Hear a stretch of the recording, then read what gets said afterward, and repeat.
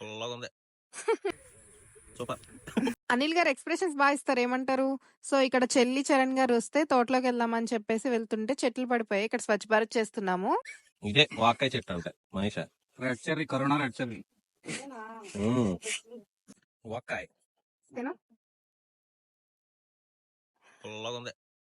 అంటే తినేసా వచ్చేద్దనుకో కింద పండుగ చూడు ఎలా ఉంటది అంటే దీని పేరేంటి? టేబుల్ నిమ్మ. టేబుల్ నిమ్మ అని అంటున్నారు, తెలియదు ఇది టేబుల్.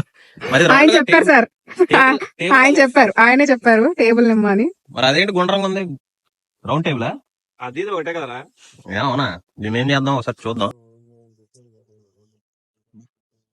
భలే ఉందన్న, సూపర్. యాక్చువల్లీ ఇది టేబుల్ నిమ్మ. టేబుల్ ఎక్కడ ఉంటుంది అన్న? కింద ఉంటుందా? చెల్లి టేస్ట్ చేసి చెప్పు ఎలా ఉందో. బత్తాకాయ లాగా ఉంది నిమ్మకాయ. నిజంగా చాలా తీగా ఉందండి. దీని పేరు మీకు ఇంకేమైనా తెలిస్తే కామెంట్ సెక్షన్ లో కామెంట్ చేయండి. ఓకే, మరి రేపు కలుద్దాం. బాయ్.